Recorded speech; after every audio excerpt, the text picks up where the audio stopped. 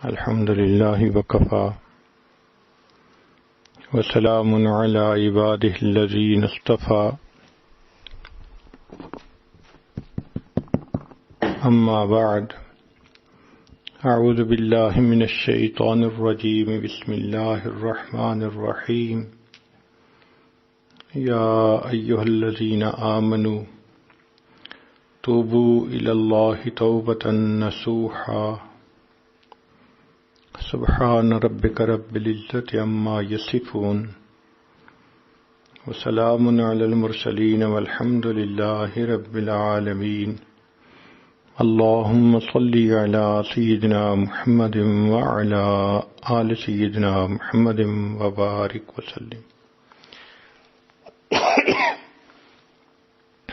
یا ایھا الذین آمنوا، اے ایمان والو،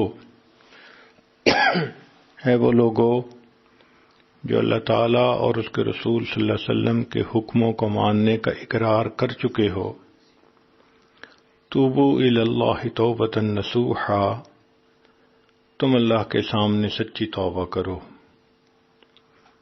انسان جو کام بھی شریعت کے خلاف کرتا ہے اس کو گناہ کہتے ہیں، اس سے توبہ کرنی اس کے اوپر لازم ہو جاتی ہے۔ گناہوں کے بد اثرات آخرت میں تو ہوں گے ہی صحیح، دنیا میں بھی انسان اپنی آنکھوں سے دیکھتا ہے۔ چنانچہ ابن قیم رحمۃ اللہ علیہ نے الداء والدواء میں لکھا ہے کہ گناہوں کے دنیاوی نقصانات کیا کیا ہوتے ہیں۔ ان میں سے پہلا اثر اطاعت سے محرومی، نیکی کو دل نہیں چاہتا، نماز پڑھنے کو دل نہیں چاہتا، تلاوت کو دل نہیں چاہتا، نیک محفلوں میں آنے کو دل نہیں چاہتا، فجر میں اٹھا نہیں جاتا۔ یہ گناہوں کے برے اثرات ہوتے ہیں کہ انسان نیکی سے محروم ہوتا ہے۔ پھر دوسرا اثر کہ انسان کا دل بے چین ہوتا ہے، وہ کھاتا ہے جو چاہے، پیتا ہے جو چاہے، سوتا ہے جہاں چاہے، ہر ظاہری نعمت موجود ہوتی ہے مگر دل بے سکون ہوتا ہے۔ ایسے لگتا ہے کہ خوشیاں روٹھ گئیں، پریشانی پریشانی، ایک ڈپریشن کسی اس کے اوپر کیفیت ہوتی ہے۔ اس لیے عام طور پر ایسے لوگ تنہائی پسند ہوتے ہیں۔ ایک اثر یہ کہ زندگی سے برکت ختم ہو جاتی ہے، وقت میں برکت نہیں رہتی، کام نہیں سمٹتے، حافظے میں برکت نہیں رہتی، چیز یاد کی تو بھول گئی، صحت میں برکت نہیں کہ جوانی میں ہی کرونک ڈیزیزز شروع ہو جاتی ہیں، رزق میں برکت نہیں کہ گھر کے جتنے لوگ سب کمانے والے، خرچے پھر پورے نہیں ہوتے۔ تو زندگی سے برکت کا نکل جانا یہ بھی ایک نشانی ہے۔ دعائیں قبول نہ ہونا، چنانچہ کتنے لوگوں کو شکوہ کرتے آپ نے سنا ہوگا کہ جی اللہ تعالیٰ تو ہماری دعا سنتے ہی نہیں، حالانکہ ان ربی لسمیع الدعاء، میرا رب دعا کو سنتا ہے مگر اس کا جو جی چاہتا ہے وہ قبول فرماتا ہے، وہ پابند نہیں ہے۔ ہم اپنے گھر میں دیکھتے ہیں جو بچہ فرما بردار ہو، نیک ہو، پڑھائی اچھی کرے، ماں باپ کا دل خوش کرے، وہ جب زبان سے کوئی بات نکالتا ہے تو ماں باپ ضرور پوری کرتے ہیں، اور جو بچہ نافرمان ہو، ماں باپ کا دل دکھائے، وہ بات کرے تو ماں باپ سنتے ہی نہیں، سنی انسنی کر دیتے ہیں۔ تو جو انسان فسق و فجور کی زندگی گزارتا ہے، اللہ تعالیٰ بھی اس کی دعا کو سنی انسنی کر دیتے ہیں۔ ایک نشانی یہ بھی ہے کہ نعمتوں میں زوال آنا شروع ہو جاتا ہے، کام ٹھپ ہوتا ہے، کاروبار ٹھپ ہوتے ہیں۔ ایک وقت تھا لاکھوں لینے تھے، اب ایک وقت ہوتا ہے کہ لاکھوں دینے پڑ جاتے ہیں۔ خود اپنی زبان سے کہتے ہیں،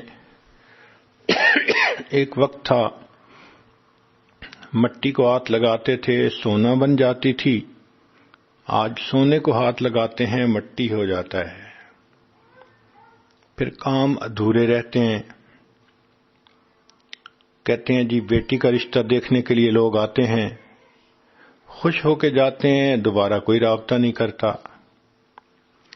تو کاموں کا نہ سمٹنا، ادھورا رہنا، یہ بھی گناہوں کا وبال۔ اب ان تمام نقصانات سے بچنے کا ایک ہی حل ہے کہ انسان اپنے گناہوں سے سچی پکی توبہ کرے۔ توبہ کرنے والے بندے کو 4 کام کرنے پڑتے ہیں۔ ایک تو یہ کہ گناہوں کو چھوڑ دینا، دوسرا ان کے اوپر نادم اور شرمندہ ہونا، دل سے یہ آواز نکلے کہ میں نے برا کیا، میں نے اچھا نہیں کیا، میں نے بلنڈر کمٹ کیا تھا، میں آئندہ ایسا ہرگز نہیں کروں گی، میں یہ غلطی دوبارہ نہیں دہراؤں گی۔ جب یہ کیفیت دل کی ہو تو اس کا مطلب کہ واقعی دل نادم اور شرمندہ ہے۔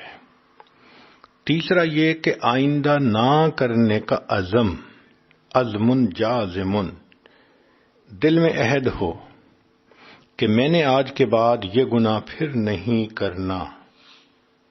چوتھا، اگر حقوق العباد میں کوتاہی ہوئی تو ان کو واپسی کرنا یا ان سے معافی کروانا۔ توبہ کرنے کا مقصد اللہ کی عظمت ہونی چاہیے، اللہ کا خوف ہونا چاہیے۔ اگر کوئی بندہ کسی اور وجہ سے گناہ کو چھوڑے تو اس کو توبہ نہیں کہتے۔ مثلا لڑکی یہ کہے کہ آئندہ میں کسی غیر محرم سے تعلق نہیں رکھوں گی، بڑی بدنامی ہوتی ہے۔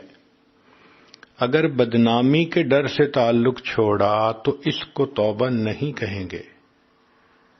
کوئی بندہ اس لیے کہے کہ میں تو یہ گناہ نہیں کرتا، بیمار ہو جاتے ہیں، تو بیماری کے ڈر سے گناہ چھوڑنا یہ بھی توبہ نہیں کہلاتا۔ کوئی کہے میں تو اس لیے گناہ نہیں کرتا کہ پولیس پکڑ لے گی، یہ بھی توبہ نہیں کہلائے گی۔ ایک بندہ کہے میں اس لیے جوا نہیں کھیلتا کہ بہت نقصان ہوتا ہے، یہ بھی توبہ نہیں کہلائے گی۔ تو یہ بات ذہن میں بٹھا لیجئے کہ توبہ کا مقصد اللہ کی رضا، اللہ کا ڈر ہونا چاہیے کہ اللہ کی خاطر انسان توبہ کرے۔ چنانچہ توبہ کے فضائل پر تو آپ نے مضامین بہت مرتبہ سنے ہوں گے۔ آج کی محفل میں یہ بتایا جائے گا کہ جو توبہ کرنا چاہتا ہے اس کو کیا رکاوٹیں پیش آتی ہیں، اس کے ذہن میں کیا سوالات ہوتے ہیں جس کے جوابات اسے معلوم ہونے چاہیے، اسے کیا کرنا چاہیے۔ تو توبہ کو ایگزیکیوٹ کرنے کا پروسیس کیا ہونا چاہیے۔ اس لیے آج کی بات کو دل کے کانوں سے سنیے اور اللہ کے سامنے سچی پکی توبہ کر کے اپنے پچھلے سب گناہوں کو ڈیلیٹ کروا لیجئے۔ تائب کو چند کام کرنے چاہیے۔ ایک تو یہ کہ برے دوستوں سے علیحدگی اختیار کرے۔ اگر کسی گندی نالی کے اندر ایک موتی پڑا ہے اور اس کے اوپر آپ 10 جگ پانی کے ڈالیں تو وہ صاف نہیں ہوگا، پھر پانی ڈالنا بند کریں گے تو پھر اس کے اوپر گندا پانی آ جائے گا۔ ہاں، اس نالی سے باہر نکال کر اگر آدھا جگ بھی پانی ڈال دیں گی تو وہ بالکل صاف پاک ہو جائے گا۔ اسی طرح گندے دوستوں کے ساتھ رہتے ہوئے انسان نیک نہیں بن سکتا۔ ایسے فسق و فجور میں پڑنے والے دوستوں سے علیحدگی اختیار کرنی ضروری ہے۔ امام غزالی رحمۃ اللہ علیہ فرماتے ہیں، یار بد مار بد سے زیادہ برا۔ فارسی میں یار بد کہتے ہیں برے دوست کو، اور مار بد کہتے ہیں زہریلے سانپ کو۔ اور یہ بات سمجھ میں بھی آتی ہے، سانپ ڈس لے تو جان ضائع ہو جاتی ہے، اور برا دوست ڈس لے تو ایمان ضائع ہو جاتا ہے۔ اس لیے یار بد مار بد سے بھی زیادہ برا۔ لیکن آگے امام غزالی رحمۃ اللہ علیہ نے ایک اور بات کہی کہ یار بد شیطان سے بھی زیادہ برا۔ یہ بات پڑھ کر تو ہمیں خود تعجب ہوا، دل میں خیال آیا کہ برا دوست جو بھی ہوگا ہو سکتا ہے کہ کلمہ گو ہو، تو کلمہ گو شیطان سے برا کیسے؟ تو امام غزالی رحمۃ اللہ علیہ نے اس کو بہت خوبصورتی سے ایکسپلین کیا۔ انہوں نے فرمایا کہ شیطان انسان کے ذہن میں برا خیال ڈالتا ہے، وسوسہ ڈالتا ہے۔ اس خیال پہ عمل کرنا یا نہ کرنا یہ بندے کا اپنا اختیار ہوتا ہے، اپنی مرضی ہوتی ہے۔ شیطان خیال ڈالنے کے علاوہ، آئیڈیا دینے کے علاوہ اور کچھ نہیں کر سکتا۔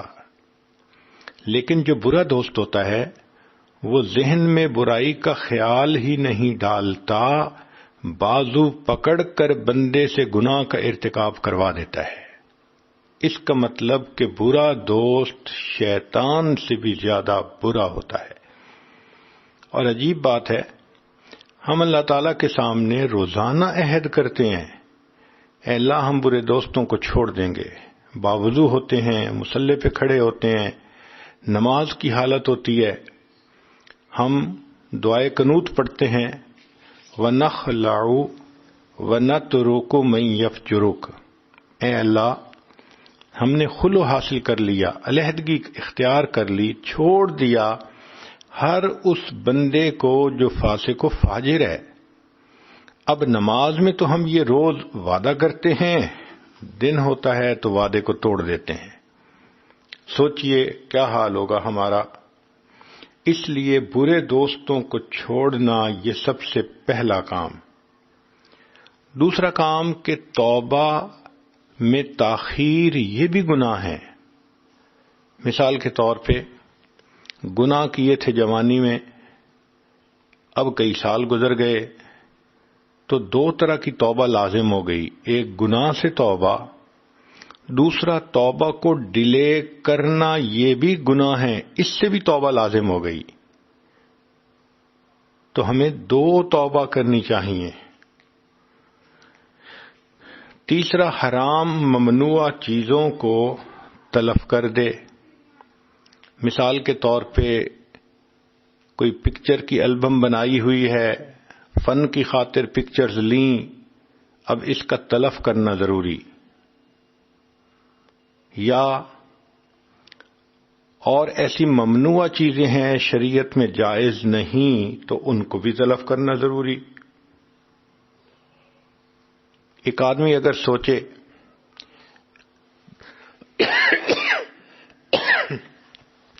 کہ میں ان برتنوں میں شراب پیتا تھا، اب میں نے شراب سے تو توبہ کر لی، ان برتنوں کو دھو کر ان میں اب میں جوس اور پانی پیا کروں گا۔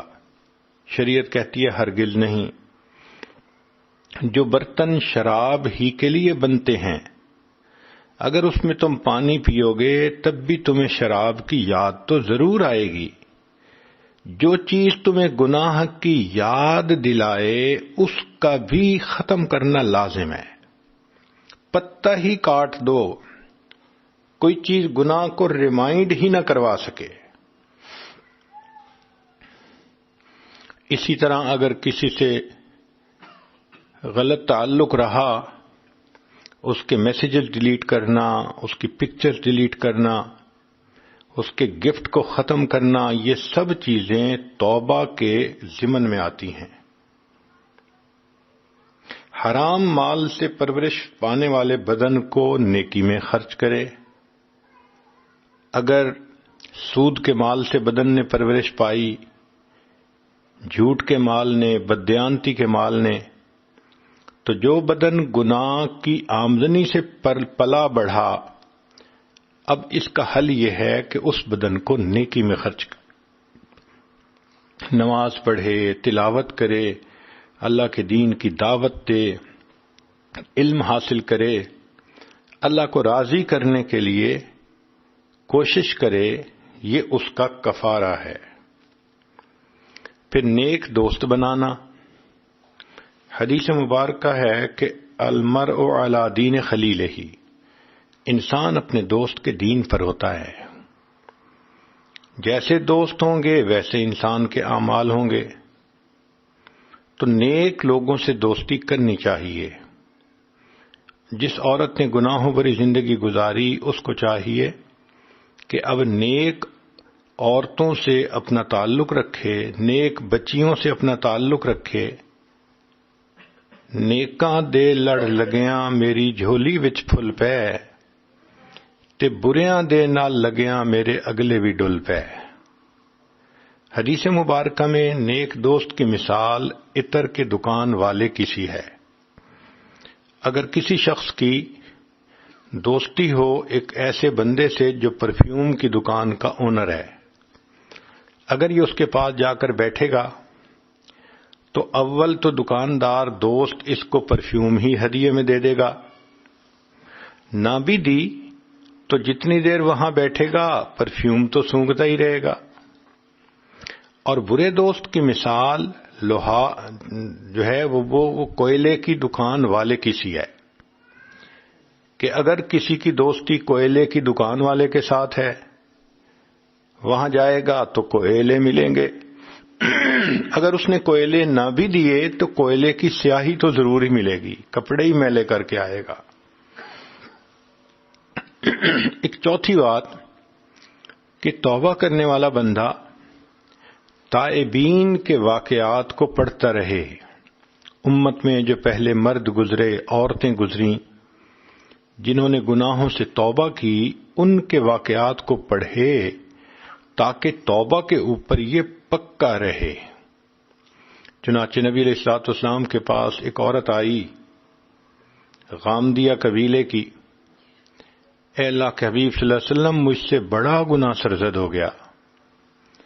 نبی علیہ السلام نے چہرہ انور دوسری طرف کر لیا، اس نے ادھر سے آ کے پھر کہا، محبوب صلی اللہ علیہ وسلم نے تیسری طرف کر لیا، اس نے پھر کہا، چوتھی طرف کیا۔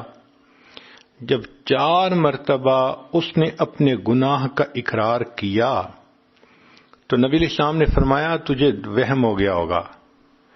وہ کہنے لگی، اے اللہ کے حبیب صلی اللہ علیہ وسلم، میں حاملہ ہوں، مجھے کوئی وہم نہیں، میں نے بڑا گناہ کر لیا ہے، اب آپ مجھے پاک کر دیجئے۔ نبی علیہ السلام نے فرمایا، اچھا اگر تم پریگننٹ ہو تو جاؤ، جب بچے کی ولادت ہو جائے پھر میرے پاس آنا۔ وہ عورت چلی گئی۔ اب ذرا غور کیجئے، اس کے پیچھے کوئی پولیس نہیں لگی تھی، اس کو کوئی گرفتار نہیں کیا گیا تھا، مگر اس عورت کو احساس یہ ہو گیا تھا کہ میں زنا کی مرتکب ہوئی ہوں، اب میرا جسم روحانی طور پہ ناپاک ہو گیا ہے۔ ایک ہوتی ہے ظاہری ناپاکی، پیشاب پخانے کا لگ جانا، یہ تو پانی سے دھل جاتی ہے۔ ایک ہوتی ہے روحانی ناپاکی، زنا کے سرزد ہونے سے پورا بدن ناپاک ہو جاتا ہے۔ ایسا بندہ 70 مرتبہ بھی غسل کر لے تو اس کا بدن روحانی طور پہ پاک نہیں ہوتا، ناپاک ہی رہتا ہے، جب تک کہ اس کی توبہ اللہ کے ہاں قبول نہ ہو۔ اب وہ جانتی تھی کہ میرا جسم ناپاک ہو چکا، لہذا اب مجھے اسے پاک کرنا ہے۔ جب نبی علیہ السلام نے واپس بھیج دیا تو گھر آ گئی، نہ اس کا دن گزرتا تھا نہ اس کی رات گزرتی تھی۔ اس کو یہ خیال کھائے جا رہا تھا کہ اگر اس دوران میری موت آ گئی تو میں اللہ رب العزت کے سامنے ناپاک حالت میں کھڑی کی جاؤں گی۔ تو اس کو یہ خیال ستاتا تھا اور وہ کہتی تھی کہ میں تو پاک ہو کے جانا چاہتی ہوں۔ چنانچہ 9 مہینے اس نے پیچ و تاب کی حالت میں گزارے، کسی پل چین نہیں تھا، سکون نہیں تھا، غم زدہ تھی، حتیٰ کہ بچے کی ولادت ہو گئی۔ وہ بچے کو لے کے آئی، اے اللہ کے حبیب صلی اللہ علیہ وسلم، بچے کی ولادت ہو گئی، اب آپ مجھے پاک کر دیجئے۔ نبی صاحب نے فرمایا کہ جاؤ بچے کو دودھ پلاؤ۔ اب بچے کو دودھ پلانا 1.5 سے 2 سال کا عمل ہوتا ہے۔ یہ 2 سال گزارنے اس کے لیے اور بھی مشکل تھے۔ وہ یہی سوچتی تھی کہ موت کا پتہ نہیں، اگر آ گئی تو میرا کیا بنے گا۔ حالانکہ اس کے پاس اتنا ٹائم تھا، وہ اپنی رائے بھی بدل سکتی تھی، وہ کسی دوسری بستی میں بھی چلی جا سکتی تھی، وہ مدینہ طیبہ چھوڑ کے کہیں اور جا کے بس جاتی، مگر اسے فرار ہونے کی ضرورت نہیں تھی۔ وہ اپنی ضمیر کی قیدی تھی۔ اس کا ضمیر اس کو ملامت کر رہا تھا کہ تم نے اللہ کا حکم توڑا، اب تم ناپاک حالت میں دنیا سے چلی گئی تو یہ دنیا اور آخرت کا نقصان ہے۔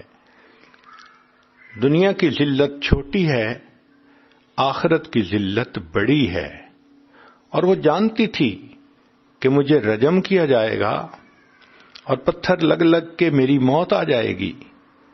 نہ اسے موت کا ڈر تھا، نہ اسے قبیلے کی ذلت کی پرواہ تھی، ایک ہی دھن سوار تھی کہ مجھے پاک ہونا ہے۔ چنانچہ وہ اپنے بچے کو لے کر آئی۔ بچے کے ہاتھ میں روٹی کا ٹکڑا تھا۔ یہ اس بات کی نشانی تھی کہ بچے نے دودھ چھوڑ دیا، اب اس نے سالڈ چیز لینی شروع کر دی۔ نبی علیہ السلام نے پھر حکم دیا کہ ٹھیک ہے، اب اس پر حد جاری کی جائے۔ حد جاری ہوئی۔ جب اس کو پتھر مارنے لگے تو ایک صحابی نے غصے سے یہ کہہ دیا کہ اس کو اپنے قبیلے کی بدنامی کا بھی احساس نہ ہوا۔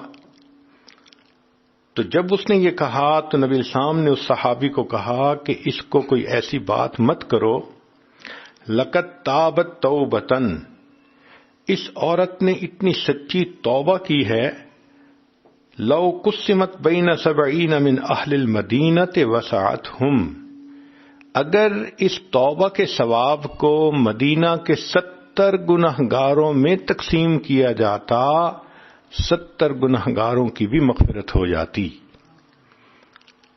تو ایسے توبہ کرنے والے جو ٹھان لیتے ہیں کہ ہم نے دنیا میں پاک ہونا ہے، اب بتائیں کہ جن لوگوں نے زنا کا ارتکاب کیا اور وہ توبہ کے بغیر دنیا سے چلے جائیں گے تو پھر آخرت کی ذلت الگ ہوگی، جہنم کی سزا الگ ہوگی۔ اور جہنم کی سزا بھی بہت بڑی کہ زانی مرد عورت کو ایک غار کے اندر ڈال دیا جائے گا اور اس کے منہ پہ چٹان رکھ دی جائے گی، اور اس غار کے اندر اربوں کھربوں بچھو ہوں گے، اسکارپین ہوں گے، اور یہ اسکارپین اس بندے کے جسم پر چڑھ جائیں گے، اس طرح چڑھیں گے کہ جیسے شہد کے چھتے پر شہد کی مکھیاں بیٹھی ہوتی ہیں، اور یہ اسکارپین ایک وقت میں اس کو ڈسیں گے۔ اتنی تکلیف ہوگی، یہ سزا ہوگی کہ تم نے دنیا میں ایسا گناہ کیا کہ تمہارے جسم کے ایک ایک سیل نے مزے پائے، اب تمہیں عذاب بھی وہ ہوگا کہ جسم کے ایک ایک سیل میں بچھو کی زہر جائے گی اور تکلیف ہوگی۔ اب تو گھبرا کے یہ کہتے ہیں کہ مر جائیں گے، مر کے بھی چین نہ پایا تو کدھر جائیں گے۔ آج وقت ہے کہ ہم ان گناہوں سے سچی پکی توبہ کر کے اپنے آپ کو پاک کر لیں۔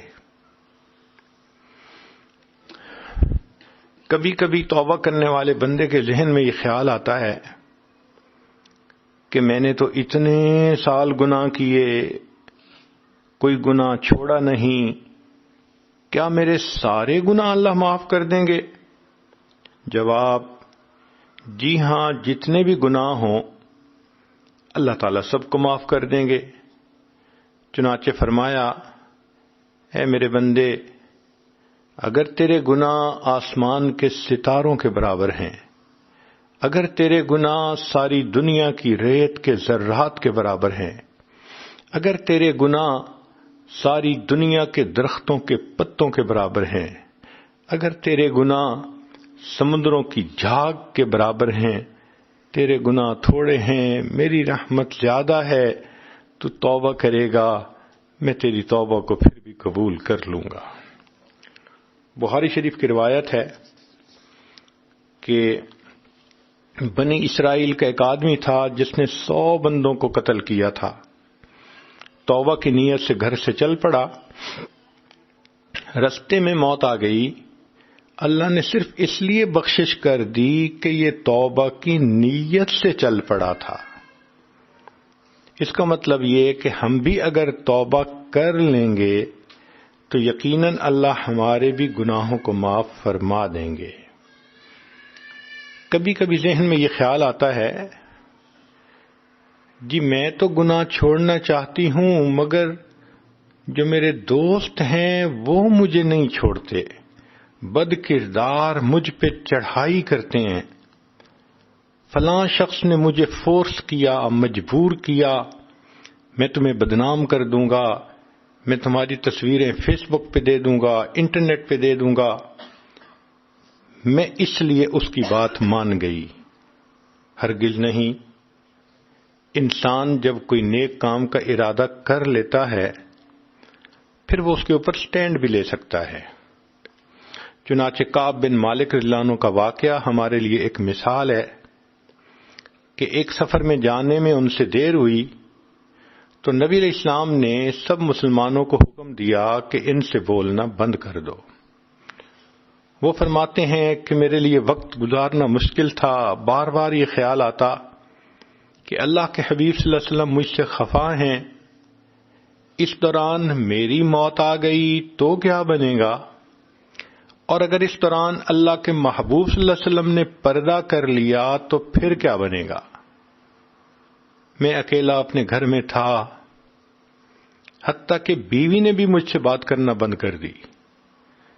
اس غم کی حالت میں میرا یہ حال تھا، حتیٰ اذا ضاقت علیہم الارض بما رحبت، زمین اپنی پوری فراخی کے باوجود میرے اوپر تنگ ہو گئی تھی۔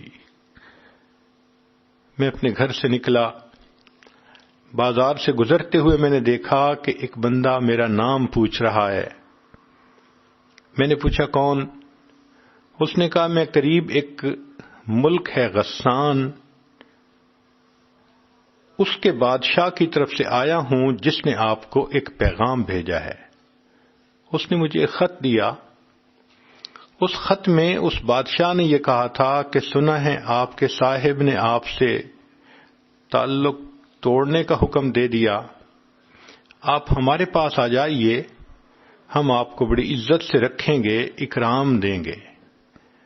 وہ فرماتے ہیں کہ میں نے جب یہ خط پڑھا تو میرا دل اور رویا کہ یہ میری حالت ہو گئی کہ مجھ پر کافر بھی طمع کرنے لگ گئے کہ میں ان کے پاس چلا جاؤں گا۔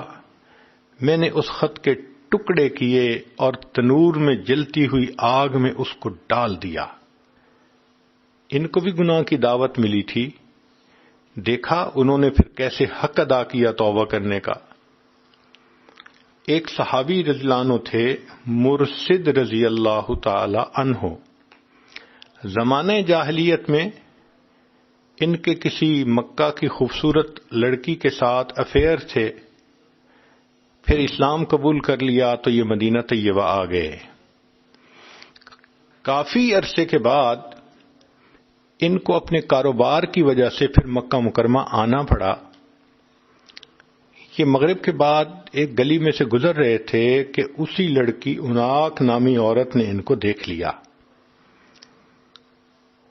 تو دیکھتے ہی اس نے وہی گانا گایا جو اکثر لڑکیاں گاتی ہیں، آئی love you, I miss you, مگر حضرت مرشد رضی اللہ عنہ نے اس کو کوئی رسپانس نہیں دیا۔ وہ بڑی حیران ہونے لگی، کہنے لگی مرشد اتنا عرصہ ہو گیا کبھی تم سے ملاقات نہیں ہوئی، میرا خاوند سفر پہ گیا ہوا ہے، میں گھر میں اکیلی ہوں، تم اپنا کام سمیٹ کے میرے پاس آ جانا، ہم اکٹھے رات گزاریں گے۔ حضرت مرشد اللہ عنہ نے جواب دیا کہ نہیں، میں نہیں آؤں گا۔ وہ بڑی حیران ہوئی، کہنے لگی مرشد تم وہی ہو نا جو مکہ کی گلیوں میں میرے پیچھے پیچھے پھرتے تھے، میری منتیں کرتے تھے، ریکویسٹ کرتے تھے تھوڑا وقت دے دو، کچھ وقت میرے ساتھ گزار لو، اور میں تمہاری منت سماجت پہ کان نہیں دھرتی تھی۔ آج میں تمہیں انوائٹ کر رہی ہوں اور تم رسپونڈ نہیں کر رہے۔ اس دوران اس نے دیکھا کہ مرشد لانو تو اس کی طرف دیکھ بھی نہیں رہے، ان کی نگاہیں نیچی ہیں۔ اس نے پوچھا تم میری طرف دیکھتے کیوں نہیں؟ تو مرشد لانو نے جواب دیا اب ان آنکھوں نے اس ہستی کو دیکھ لیا ہے جس ہستی کو دیکھنے کے بعد یہ کسی غیر محرم پہ نہیں پڑ سکتی۔ وہ اس بات کو سمجھ نہ سکی، چونکہ طبیعت تو پہلے ایک دوسرے سے کھلی ہوئی تھی۔ وہ آگے بڑھی تو اس نے چاہا کہ ان کا ہاتھ پکڑے، تو جیسے ہی اس نے ہاتھ پکڑنے کی کوشش کی تو مرشد لانو نے کہا کہ پیچھے ہٹو، خبردار اگر مجھے ٹچ کیا تو میں اپنی تلوار سے تمہارا کام تمام کر دوں گا۔ وہ گھبرا گئی اور پھر چلی گئی۔ دیکھیں، جو گناہوں سے بچنے والے ہوتے ہیں پھر ان کا ریسپانس اس طرح ہوتا ہے، وہ چٹان کی طرح ہوتے ہیں۔ جب کوئی بندہ چٹان کی طرح مضبوط ہو تو دوسرا اس کو کیسے گناہ کی طرف مائل کر سکتا ہے؟ ایسی صورتحال میں حدیث پاک کے مطابق کچھ دعائیں بھی پڑھنی چاہیے۔ حسبی اللہ و نعم الوکیل، نعم المولا و نعم النصیر۔ ایک دعا یہ بھی آئی ہے اللہم انا نجعلک فی نحورہم و نعوذ بک من شرورہم۔ ایک دعا آئی ہے اللہم استر عوراتنا و آمن روعاتنا۔ ایک دعا ہے اللہم لا تشمت بنا الاعداء ولا الحاسدین۔ کبھی کبھی ذہن میں یہ سوال پیدا ہوتا ہے کہ میں توبہ تو کرنا چاہتی ہوں مگر پرانی یادیں عذاب بن گئی ہیں۔ ہاں یہ بات ٹھیک ہے کہ توبہ کرنے والے کے لیے ایک بگ مسئلہ یہ ہوتا ہے کہ پرانے خیالات ذہن میں آئے رہتے ہیں، سمائے رہتے ہیں، مگر مایوس ہونے کی ضرورت نہیں۔ اللہ تعالیٰ کی طرف رجوع کیجئے۔ اللہ تعالیٰ اس بات پر قادر ہیں کہ ہماری یادداشت سے ان تمام گناہوں کی سوچ ختم کر دیں۔ آپ کے پاس سیل فون پہ سینکڑوں میسج ہوتے ہیں، ایک ڈیلیٹ کا بٹن دبایا جاتا ہے تو سارے میسیجز ختم ہو جاتے ہیں۔ اللہ کے اختیار میں ہے، جب آپ 2 رکعت نفل پڑھ کے اللہ سے مدد مانگیں گی تو اللہ کی رحمت کا اشارہ ہوگا، یہ ساری بری میموریز آٹومیٹکلی نکل جائیں گی، ذہن کی سوچ صاف ہو جائے گی۔ کبھی کبھی ذہن میں یہ خیال آتا ہے کہ کیا گناہوں کا اعتراف کرنا ضروری ہے؟ جی ہاں، اللہ تعالیٰ کے سامنے گناہوں کا اعتراف کرنا ضروری ہے۔ جو دنیا میں کر لے تو گناہ معاف ہو جائیں گے، جو نہیں کرے گا تو آخرت میں جہنم میں تو اعتراف کرنا ہی پڑے گا۔ چنانچہ نبی علیہ الصلوۃ والسلام نے دعا سکھائی، ابوء لک بنعمتک و ابوء بذنبی، میں نعمتوں کا اعتراف کرتا ہوں اور اے اللہ میں اپنے گناہوں کا بھی اعتراف کرتا ہوں۔ جس نے دنیا میں اعتراف کر لیا گناہ معاف ہو گئے، نہ کیا تو جب جہنم میں ڈالا جائے گا اس وقت پوچھیں گے جہنم کے فرشتے ما جاءکم النذیر، تمہیں کوئی ڈرانے والا سمجھانے والا نہیں آیا تھا؟ جواب دیں گے قالوا بلا قد جاءنا نذیر، کہ ہمارے پاس ڈرانے والا تو آیا تھا، فکذبنا، ہم نے جھٹلایا، وقلنا ما نزل اللہ من شیء، ہم نے کہا کہ کوئی اللہ کی وحی نازل نہیں ہوئی، ہم ہی گمراہی پہ تھے۔ پھر آخر پر وہ کنکلوڈ کریں گے لو کنا نسمع، اے کاش اگر ہم سن لیتے، او نعقل، اور ہمارے اندر عقل کی رتی ہوتی، ما کنا فی اصحاب السعیر، تو ہم جہنم کے اندر نہ آتے، فاعترفوا بذنبہم فسحقا لاصحاب السعیر۔ اللہ فرماتے ہیں جہنم میں اپنے گناہوں کا اعتراف کریں گے، تو بجائے اس کے کہ جہنم کی آگ میں جل کے اعتراف کریں، یہ بہتر ہے کہ دنیا میں ندامت کی آگ میں جل کر اعتراف کر لیں۔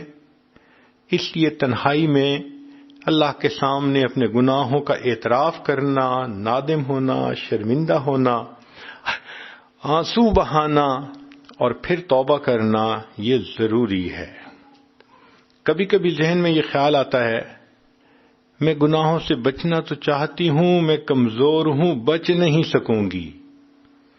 بھائی ہم کمزور ہیں، اللہ تعالیٰ تو قوی ہیں، وہ گناہوں پہ بچا لینے سے قادر ہیں۔ اگر ہم نیت کر لیں گے اور دعا مانگیں گے تو اللہ ہماری مدد فرمائیں گے۔ علماء نے لکھا ہے جو شخص گناہ سے بچنے کے لیے اللہ سے مدد مانگتا ہے، اللہ تعالیٰ فرماتے ہیں میرے بندے تیری مدد کرنا میرے اوپر لازم ہو جاتی ہے۔ ایک اور بھی حل ہے کہ اگر بندہ خود گناہوں سے نہ بچ سکے تو کسی اللہ والے کے ساتھ مل کر توبہ کے کلمات پڑھ لے۔ یہ جو کسی نیک بندے کے ساتھ مل کر توبہ کے کلمات پڑھنے ہوتے ہیں، اس کی اپنی برکت ہے۔ اللہ تعالیٰ قرآن مجید میں صحابہ کے بارے میں فرماتے ہیں فاستقم کما امرت ومن تاب معک، اے میرے محبوب صلی اللہ علیہ وسلم آپ بھی شریعت کے اوپر پکے رہیے، اور جو آپ کے ساتھ مل کر توبہ طائب ہوئے، ومن تاب معک، تو یہ صحابہ کی ایک فضیلت تھی کہ انہوں نے نبی علیہ الصلوۃ والسلام کے ساتھ مل کر توبہ کے کلمات پڑھے تھے، جس کا تذکرہ ہوا ومن تاب معک۔ چنانچہ صحابہ پر اللہ کی رحمتیں ہو گئیں۔ آج بھی جو اس سنت کو اپنائے گا اور اللہ والوں کے ساتھ توبہ کے کلمات مل کر پڑھ لے گا، ہم نے دیکھا اس کی برکت سے زندگیاں بدل جاتی ہیں۔ گناہوں میں لتھڑے ہوئے لوگ نیک بنتے ہیں، بلکہ ولایت کے درجات پا لیتے ہیں۔ کبھی کبھی شیطان ذہن میں خیال ڈالتا ہے کہ اگرچہ میں نے بڑے گناہ کیے لیکن اللہ رحیم ہے، وہ بخش دے گا۔ بات تو ٹھیک ہے، اللہ تعالی رحیم ہے، وہ بخش تو دیں گے، لیکن ایک پوائنٹ ہے جو ذرا سوچنے والا ہے۔ علماء نے لکھا ہے کہ بعض گناہ ایسے ہوتے ہیں کہ زندگی میں بد اثرات بھی ہوتے ہیں اور موت کے وقت بھی بد اثرات اس کے ظاہر ہوتے ہیں۔ مثال کے طور پہ بد نظری کا گناہ، بد نظری کا گناہ اتنا برا کہ اس کی وجہ سے انسان سے نعمتیں چھن جاتی ہیں۔ چنانچہ تلبیس ابلیس میں واقعہ لکھا ہے، ایک حافظ قرآن تھا، اس نے بد نظری کی، 20 سال کے بعد قرآن مجید اس کے سینے سے نکل گیا، قرآن مجید ہی بھول گیا۔ اللہ اکبر کبیرہ۔ اس عاجز نے ایک مرتبہ حضرت مرشد عالم رحمت اللہ علیہ سے یہ سوال پوچھا، حضرت میں کم علم ہوں، عمر کا بھی چھوٹا ہوں، بہت ساری باتیں سمجھ میں مجھے نہیں آتی، اگر آپ اجازت دیں تو میں آپ سے پوچھ لیا کروں۔ فرمایا پوچھو۔ تو میں نے یہ سوال پوچھا کہ حضرت یہ جو واقعہ لکھا ہے کہ ایک حافظ قرآن تھا، اس نے شہوت کی نظر سے کسی کو دیکھا، 20 سال کے بعد قرآن پاک بھول گیا، یہ بہت بڑی سزا ہے ایک گناہ پر؟ تو حضرت مرشد عالم رحمۃ اللہ علیہ نے جواب دیا کہ اصل معاملہ یہ ہے کہ یہ جو محبت کا معاملہ ہے یہ اللہ کی غیرت کا معاملہ ہے۔ اللہ تعالیٰ چاہتے ہیں کہ انسان اپنے دل میں اپنے اللہ کو بسائے، اس کی ساری محبتیں اللہ کے لیے، چاہتیں اللہ کے لیے۔ جب یہ محبت اور چاہت اللہ کی بجائے انسان خلاف شرع کسی اور کی طرف کرتا ہے تو ایسا ہی ہے جیسے بیوی کو غیر عورت کی طرف خاوند دیکھے تو غیرت آتی ہے، وہ تڑپ جاتی ہے، کیوں میرا خاوند دیکھ رہا ہے؟ اللہ تعالیٰ بھی اس پر غیرت فرماتے ہیں، اور یہ اللہ تعالیٰ کی غیرت ہی کا معاملہ ہے کہ دوسرے کو کہنا آئی لو یو، میں تمہارے بغیر رہ نہیں سکتا، تم میری زندگی ہو، تمہارے بغیر زندگی کا تصور نہیں۔ جب غیر محرم کو یہ الفاظ کہتا ہے بندہ تو اللہ کو غیرت آتی ہے کہ محبتیں تو میرے لیے تھیں، نعمتیں میں نے دیں، میں نے پیدا کیا، اب یہ محبتیں شیطانی کام کی خاطر یہ دوسروں سے جتا رہا ہے۔ اس پر اللہ کو کئی مرتبہ ایسی غیرت آتی ہے، اللہ تعالیٰ اس بندے سے ایمان کو سلب کر لیتے ہیں۔ تو موت کے وقت اکثر و بیشتر زنا کا گناہ کرنے والا بندہ ایمان سے محروم ہو جاتا ہے۔ اب اگر ایمان سے ہی محروم ہو گیا تو بتائیں پھر اللہ کیسے اس کو بخشیں گے قیامت کے دن؟ بخشش تو ان کے لیے ہوگی جو ایمان کے ساتھ قیامت کے دن کھڑے ہوں گے۔ اس لیے یہ گناہ جو انسان سیل فون کے ذریعے کرتا ہے، فیس بک، انٹرنیٹ، یہ مصیبت اتنا بڑا گناہ ہے کہ اکثر و بیشتر یہ ایمان سلب ہونے کا ذریعہ بن جاتا ہے۔ اس گناہ سے بہت زیادہ بچنے کی ضرورت ہے۔ ہم نے دیکھا ہے کہ بعض لوگ میسیجز اتنے میسیجز کرتے رہتے ہیں، کبھی اس کو کبھی اس کو۔ اللہ اکبر کبیرہ، میسج کر کر کے جہنم خریدتے ہیں، کالیں کر کر کے جہنم خریدتے ہیں، غیر سے اپنی محبت کا اظہار کر کر کے اللہ کی محبت سے محروم ہوتے ہیں۔ اس لیے اس گناہ سے سچی توبہ کرنی ضروری ہے۔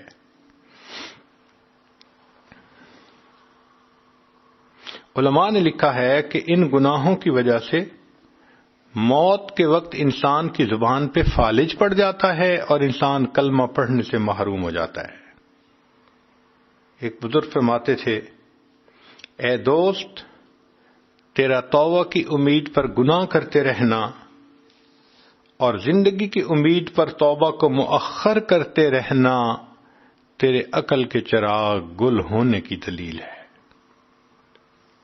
کبھی ذہن میں یہ خیال آتا ہے، کیا ایک گناہ کرتے ہوئے دوسرے گناہ سے توبہ ہو سکتی ہے؟ جی ہو سکتی ہے۔ مثال کے طور پہ ایک عورت کہتی ہے، میں دفتر میں کام کرتی ہوں، نماز بھی نہیں پڑھتی، پردہ بھی نہیں کرتی۔ اب اگر میں نماز پڑھنا شروع کر سکتی ہوں، گو کہ ابھی پردہ نہیں کر سکتی، تو کیا یہ ممکن ہے؟ جی ممکن ہے۔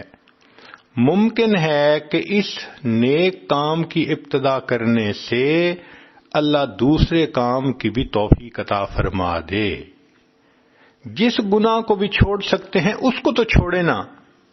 اور جس کو سمجھتے ہیں کہ ابھی نہیں چھوڑ سکتے، پھر اللہ اس کی بھی توفیق عطا فرما دیں گے۔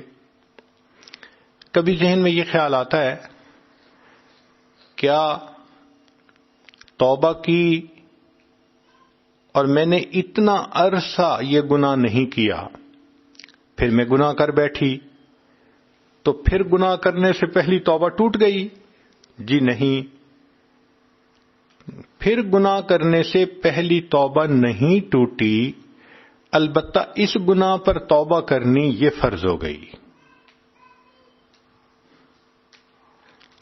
ایک عورت سوچتی ہے میں نے تو اتنی عورتوں کی غیبت کی، میں کیا کروں؟ غیبت حقوق اللہ میں سے بھی ہے کہ اللہ کا حکم ہے جو توڑتا ہے بندہ، اور حقوق العباد میں سے بھی ہے، لہذا بندوں سے بھی معافی مانگنی پڑتی ہے۔ اس کا طریقہ یہی ہے کہ آپ سمجھتی ہیں کہ میں نے فلاں فلاں کی غیبت کی، اب ان کو ڈیٹیل بتانے کی ضرورت نہیں ہے، البتہ اتنا ضرور کریں کہ یوں کہہ دیں جی آپ کے میرے اوپر حقوق آتے ہیں، آپ پلیز مجھے معاف کر دیں۔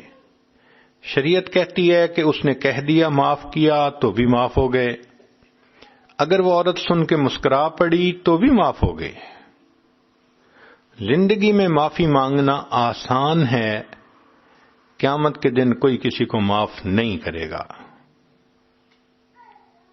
ہمارے ایک بزرگ تھے، ان کی بہت اچھی عادت تھی کہ جب بھی وہ کسی سے جدا ہونے لگتے تھے تو یوں کہتے تھے، آپ کے تو میرے اوپر بڑے حقوق ہیں، میں پورے نہیں کر سکا، آپ مجھے اللہ کے لیے معاف کر دیجئے۔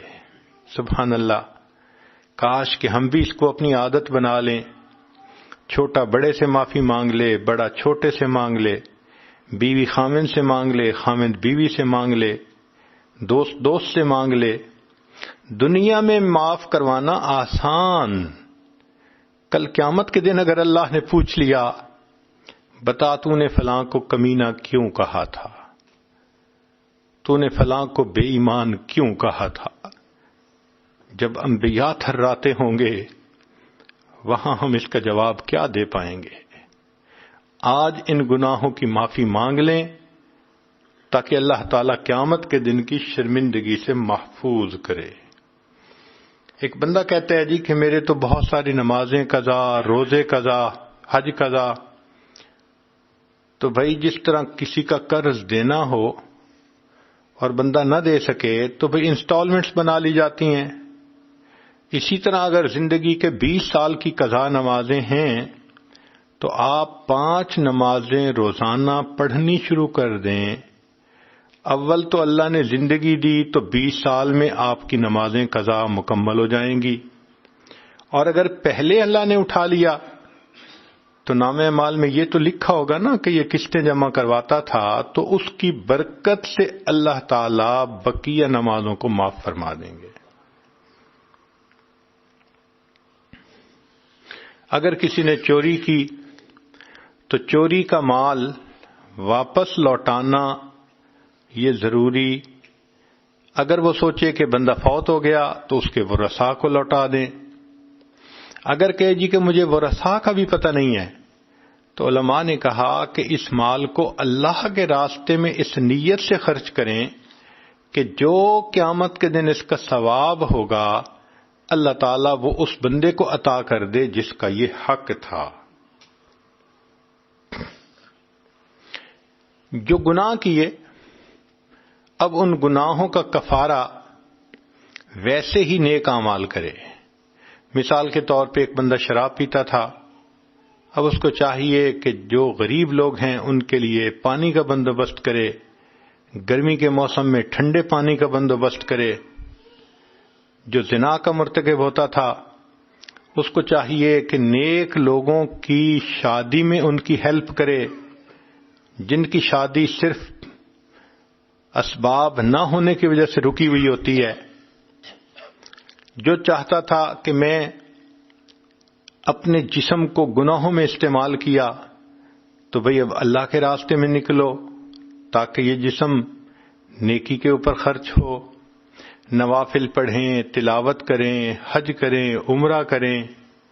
دین کی دعوت دیں، دین کا علم حاصل کریں، ان کاموں میں اپنے آپ کو مصروف کر دینے سے پچھلے گناہوں کا کفارہ ہو جاتا ہے۔ اگر غیر محرم سے محبت کی تو اب اللہ سے محبت کریں، اللہ کے لیے اداس ہوں، اللہ سے تنہائی میں بیٹھ کے مناجات کریں، قرآن کے ذریعے اللہ سے ہم کلامی کریں۔ پہلے لمبے لمبے فون کرتی تھیں غیر محرم کو، اب لمبی لمبی تلاوت کر کے اپنے رب سے ہم کلامی کر لیں، تو گناہوں کا کفارہ ان نیک اعمال کے ذریعے سے ہو سکتا ہے۔ آخری بات یہ رہ گئی کہ توبہ کا طریقہ کیا ہے۔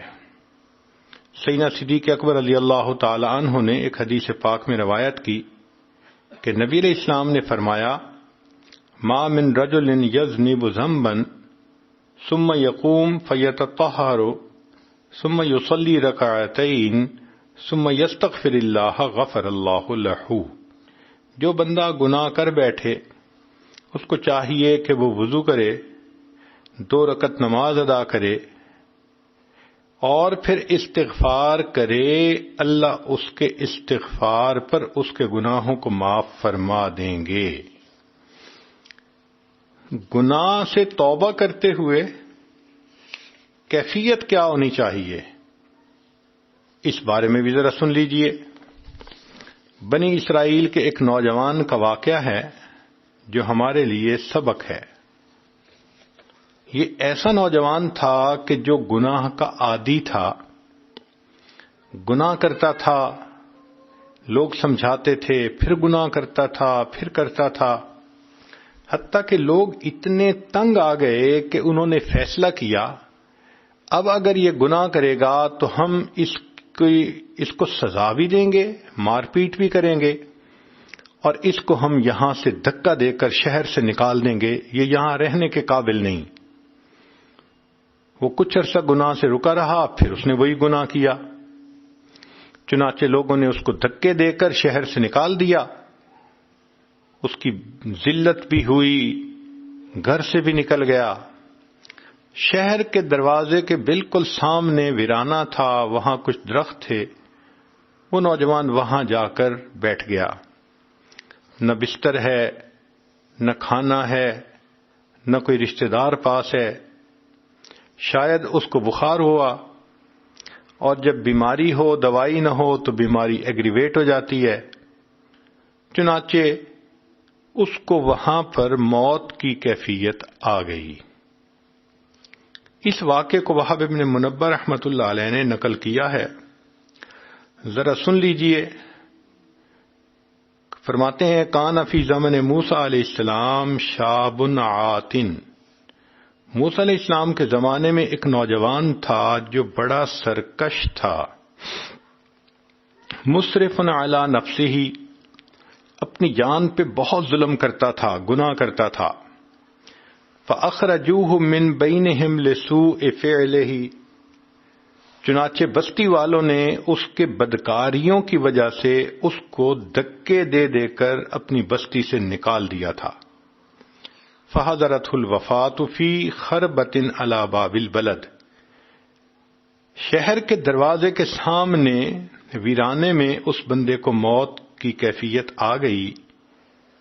جب اس کو موت آئی فَأَوْحَى اللَّهُ تَعَالَى إِلَى مُوسَىٰ علیہ السلام، اللہ تعالیٰ نے موسیٰ علیہ السلام کی طرف وحی نازل فرمائی، اے میرے پیارے پیغمبر اسلام، ان ولیًا من اولیائی حضرہ الموت، میرے اولیاء میں سے ایک ولی کو موت آ گئی ہے، فاحذرہ، آپ وہاں جائیں، وغسلہ، اور اس کو غسل دیجئے، وصلی علیہ، اور اس کی نماز جنازہ پڑھیے، وَكُلِّ مَنْ كَثُرَ عِصْيَانُهُ، اور کہہ دیجئے کہ جس بندے کے گناہ بہت زیادہ ہوں، يَحْضُرُ جَنَازَتَهُ، وہ اس کا جنازہ آ کر پڑھ لے، لِأَغْفِرَ لَهُمْ، میں جنازہ پڑھنے والوں کی مغفرت کر دوں گا، وَاحْمِلْهُ إِلَيَّ، اور میرے اس ولی کو میری طرف پہنچا دیجئے، لِأَكْرِمَ مَثْوَاهُ، تاکہ میں اس کو بہترین ٹھکانہ دوں۔ جب موسیٰ علیہ السلام پر وحی اتری فنادا موسیٰ علیہ السلام فی بنی اسرائیل، موسیٰ علیہ السلام نے بنی اسرائیل میں اس بات کا اعلان کروا دیا، اناؤنسمنٹ کروا دی، لوگوں ایک ولی کا جنازہ ہے، جو پڑھے گا اس کی بھی بخشش ہو جائے گی۔ فَقَصُرَ النَّاسِ، لوگ بہت کثیر تعداد میں جنازہ پڑھنے کے لیے وہاں پہنچ گئے۔ فَلَمَّا حَضَرُوهُ، جب وہاں پہنچے، عَرِفُوهُ، انہوں نے اس شخص کو پہچان لیا۔ فَقَالُوا، کہنے لگے، یا نبی اللہ، اے اللہ کے پیارے نبی علیہ الصلوۃ والسلام، ھذا هو الفاسق، یہ تو وہی گناہگار نوجوان ہے، الذی اخرجناہ، جس کو ہم نے بستی سے دھکے دے کے نکال دیا تھا، یہ تو اتنا بدکار انسان ہے۔ فتعجب موسیٰ من ذلک، موسیٰ علیہ السلام بھی اس بات پر بڑے حیران تھے۔ فأوحى اللہ الیہ، اللہ نے موسیٰ علیہ السلام کی طرف وحی نازل فرمائی، صدقوا وہم شہدائی، الا انہ لما حضرتہ الوفاۃ فی ہذہ الخربۃ، اے میرے پیارے نبی علیہ السلام، یہ لوگ سچ بات کر رہے ہیں، مگر معاملہ یہ ہے کہ جب اس نوجوان کے اوپر موت کا وقت آیا، نظر یمنتم و یسرتن، اس نے اپنے دائیں طرف دیکھا، اس نے اپنے بائیں طرف دیکھا، فلم یرا حمیما ولا قریبا، اس کو کوئی دوست نہ ملا، کوئی رشتہ دار نظر نہ آیا۔ یہ اس وقت بڑا دکھی ہوا، اللہ کوئی میرا یار ہوتا، میرے ساتھ یاری کرتا، کوئی دوست ہوتا، غمخواری کرتا، میری ماں نہیں، محبت کا اظہار کرتی، بیوی نہیں، میرا غم بانٹتی، اللہ میں تنے تنہا ہوں، میرا کوئی نہیں اللہ تیرے سوا، اے اللہ مجھے شہر سے بھی دھکے دے دیے گئے، میں بے یار و مددگار ہوں، اللہ میرا کوئی نہیں، اے اللہ۔ ورآ نفسہ غریبتاً، اور اس نے اپنے آپ کو پردیس کی حالت میں دیکھا، وحیدتاً، اکیلا دیکھا، ذلیلتاً، اس ذلت کے حال میں دیکھا، منکسرتاً، اور اس کا دل ٹوٹا ہوا تھا، غمزدہ تھا۔ فرفع بصرہ الیہ، اس نے اپنی نگاہیں آسمان کی طرف اٹھا کر یہ بات کہی، قال الہی عبد من عبادک، اللہ تیرے بندوں میں سے میں بھی تو ایک بندہ ہوں۔ انسان جتنا بھی گناہ گار ہو جائے اللہ کے بندوں سے تو خارج نہیں ہوتا، بندوں کی تو فہرست میں رہتا ہے۔ اس نے اللہ اپنی بندگی کا واسطہ دیا، الہی عبد من عبادک، آپ کے بندوں میں سے ایک بندہ ہوں، غریب فی بلادک، اپنے دیش سے میں نکالا گیا ہوں، لو علمت انی عذابی یزید فی ملکک، اگر میں جان لیتا کہ عذاب دینے سے تیری شان بڑھ جائے گی، وعفوک انی تنقصہ من ملکک، اور مجھے معاف کر دینے سے تیرے خزانوں میں کمی ہو جائے گی، لما سألتک المغفرہ، اللہ میں آپ سے مغفرت کبھی بھی نہ مانگتا، ولیس لی ملجأ ولا رجاء الا انت، اللہ میری کوئی جائے پناہ نہیں، میرا کوئی یار غار نہیں سوائے آپ کے۔ وقد سمعت، اللہ میں نے تو یہ بھی سنا ہے کہ آپ نے موسیٰ علیہ السلام کی طرف یہ بات نازل فرمائی، انی انا الغفور الرحیم، کہ میں بہت غفور اور بہت رحیم ہوں، فلا تخیب رجائی، اللہ میری امید کو نہ توڑیے گا۔ یا موسیٰ، اے موسیٰ علیہ السلام، افکان یحسن بی ان اردہ، کیا مجھے یہ بات سجتی تھی کہ میں اس کی دعا کو رد کر دیتا، وہو غریب علی ہذہ الصفۃ، وہ اس حال میں تھا، وقد توسل الی بی، اس نے میرے صفت کو سامنے رکھ کر اس کے توسل سے مجھ سے دعا کی، فتضرع بین یدی، میرے سامنے اتنا رویا اور گڑ گڑایا، وعزتی، موسیٰ علیہ السلام مجھے اپنی عزت کی قسم ہے، لو سالنی فی المذنبین من اہل الارض جمیعا لوہبتہم لہ لذل غربتہ، اگر اس وقت وہ شخص ساری دنیا کے گناہگاروں کی بخشش کی مجھ سے دعا کر دیتا، میں پروردگار ساری دنیا کے گناہگاروں کی بخشش کر دیتا۔ اس نے اتنا عاجزی سے مجھ سے یہ دعا مانگی تھی، یا موسیٰ، ہے موسیٰ علیہ السلام، انا کہف الغریب، میں پردیسی کی پناہ گاہ ہوتا ہوں، وحبیبہ، جس کا کوئی دوست نہیں ہوتا اس کا میں دوست ہوتا ہوں، وطبیبہ، جس کا پرسان حال کوئی نہیں ہوتا میں اس کا رب پرسان حال ہوتا ہوں، وراحمہ، جس پر کوئی رحم کھانے والا نہیں ہوتا میں پروردگار اس پر رحم کھاتا ہوں۔ جب پروردگار اتنے کریم ہیں، اتنے رحیم ہیں، آئیے آج کی اس مجلس میں اللہ سے اللہ کی رحمت کو طلب کیجئے، اپنے گناہوں پہ نادم اور شرمندہ ہو کر ان کو چھوڑنے کا دل میں عہد کر لیجئے اور اللہ سے زندگی کو بدلنے کی دعائیں مانگ لیجئے۔ اللہ تعالی ہمیں قیامت کی شرمندگی سے محفوظ فرمائے۔ وآخر دعوانا ان الحمد للہ رب العالمین۔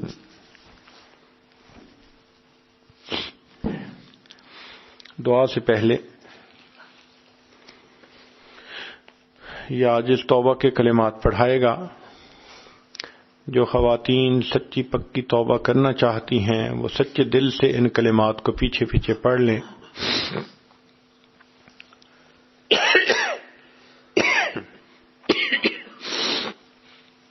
الحمد للہ وکفی وسلام علی عبادہ الذین اصطفی، اما بعد۔ یہ کلمات سچے دل کے ساتھ پیچھے پیچھے پڑھیے۔ بسم اللہ الرحمن الرحیم، لا الہ الا اللہ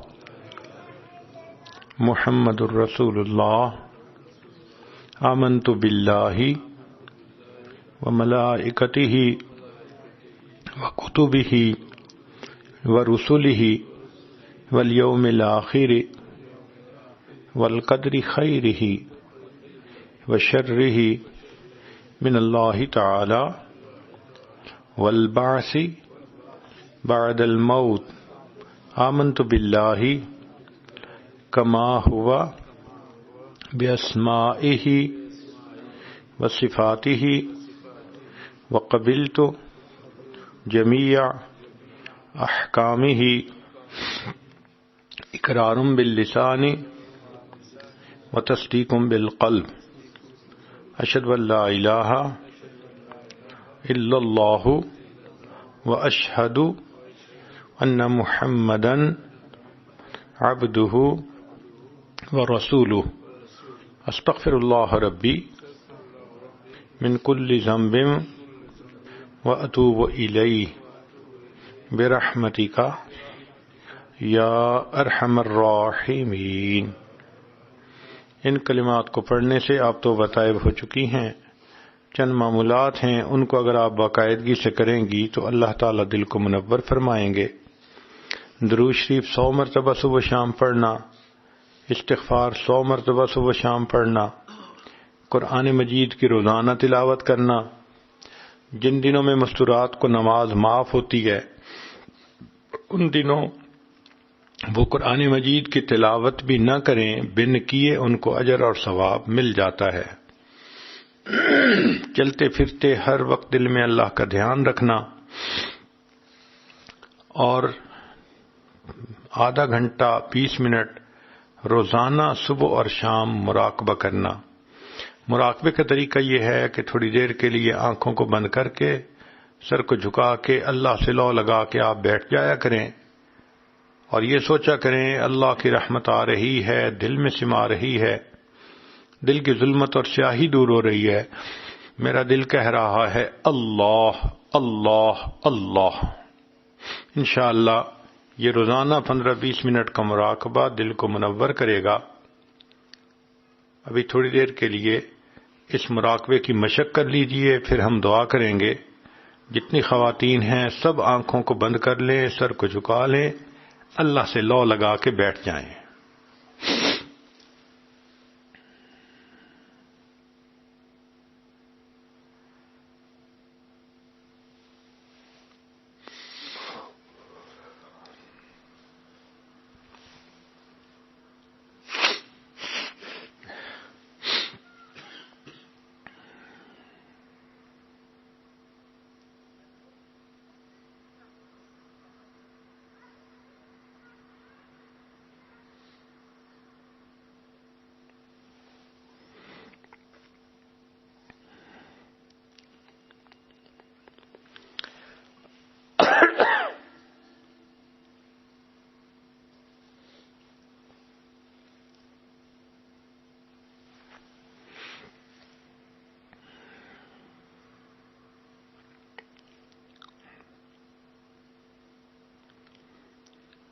آہ جاتی ہے اثر کو کھینچ لانے کے لیے،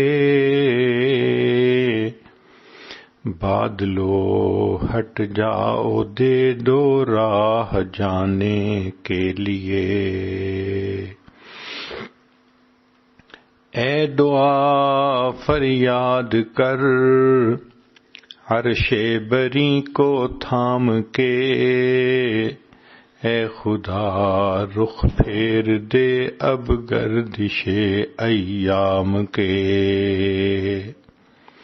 خلق کے راندے ہوئے دنیا کے ٹھکرائے ہوئے، آئے ہیں اب تیرے در پر ہاتھ پھیلائے ہوئے۔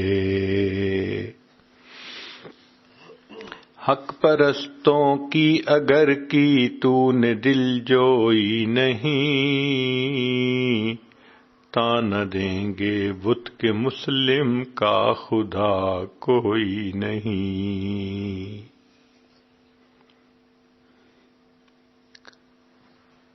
رحم کر اپنے نہ آئینے کرم کو بھول جا، ہم تجھے بھولے ہیں لیکن تو نہ ہم کو بھول جا۔ رحم کر اپنے نہ آئینے کرم کو بھول جا، ہم تجھے بھولے ہیں لیکن تو نہ ہم کو بھول جا۔ خار ہیں بدکار ہیں ڈوبے ہوئے ذلت میں ہیں، جو بھی ہیں آقا تیرے محبوب کی امت سے ہیں۔ خار ہیں بدکار ہیں ڈوبے ہوئے ذلت میں ہیں، جو بھی ہیں آقا تیرے محبوب کی امت سے ہیں۔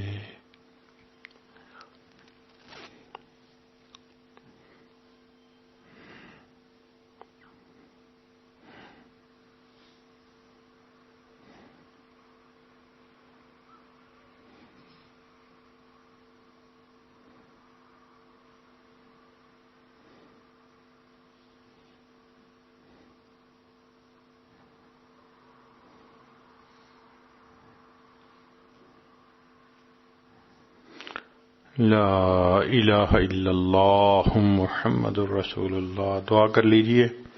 سبحان ربی العلی الوہاب، اللہم صلی علی سیدنا محمد وعلی آل سیدنا محمد وبارک وسلم۔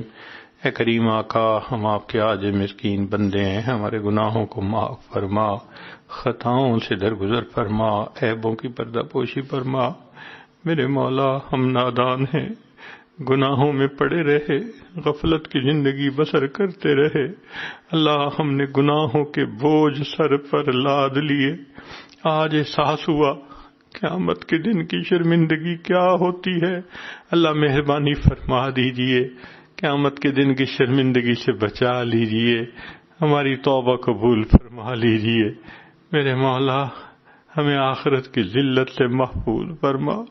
اے اللہ آپ جانتے ہیں کہ عورت کے دین کے راستے میں رکاوٹیں ہوتی ہیں تو اور مشکل بن جاتی ہے۔ اے اللہ ان خواتین کے دین کے راستے کی رکاوٹوں کو دور کر دیجئے، ان کے محرم مردوں کو دین پر جما دیجئے، ان کے والدین کی پریشانیوں کو دور کر دیجئے، اللہ ان کے بھائی بہنوں کی پریشانیوں کو دور کر دیجئے۔ میرے مولا جو گناہوں سے ہم نے اپنے دلوں کو سیاہ کر لیا، اللہ ان دلوں کو پھر نرم فرما دیجئے، ان دلوں کو پھر منور فرما دیجئے۔ اللہ ہم پر رحمت کی نظر فرما۔ اللہ ہم نے دنیا میں دیکھا ہے کسی گھر کی عورتیں چل کے آ جائیں تو دنیا دار لوگ بھی قتل کے مقدمے معاف کر دیتے ہیں، یا آپ کی بندیاں اپنے گھروں سے چل کے آپ کے گھر میں آئی بیٹھی ہیں۔ میرے مولا ان کے اٹھے ہاتھوں کی لاج رکھ لیجئے، یہ دامن پھیلائے بیٹھی ہیں، اللہ ان کے دامن بھر دیجئے، اللہ مہربانی فرمائیے، سب گناہوں کو معاف فرما دیجئے۔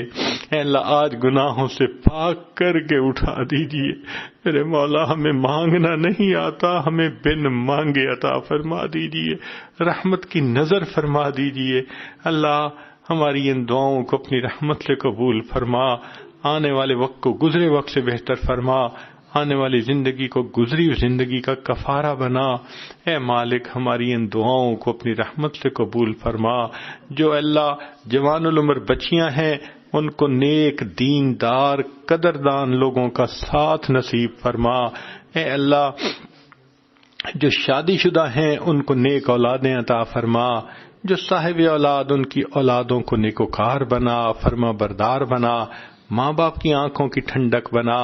جن گھروں میں جوان بچے موجود ہیں اللہ ان بچوں کے مستقبل کو روشن فرما، ماں باپ کے لیے فرض ادا کرنے آسان فرما۔ اللہ ہماری ان دعاؤں کو اپنی رحمت سے قبول فرما۔ پروردگار عالم جو بچیاں دین پڑھ رہی ہیں، دین میں آگے بڑھنا چاہتی ہیں، اللہ ان کی محنتوں کو قبول فرما۔ اے کریم آقا آپ نے دنیا میں ہمارے گناہوں کی پردہ پوشی فرمائی، اللہ ہم آخرت میں اس کے زیادہ مستحق ہیں کہ آخرت میں پردہ پوشی فرما لیں۔ اللہ قیامت کی ذلت سے بچا لیجئے گا، اللہ قیامت کی رسوائی سے بچا لیجئے گا۔ اللہ اپنی رحمت کا معاملہ فرما، ہماری ان دعاؤں کو اپنی رحمت سے قبول فرما۔ ربنا تقبل منا انک انت السمیع العلیم تب علینا انک انت التواب الرحیم۔ صلی اللہ تعالی علی حبیبہ سیدنا محمد وآلہ واصحابہ اجمعین برحمتک یا ارحم الراحمین۔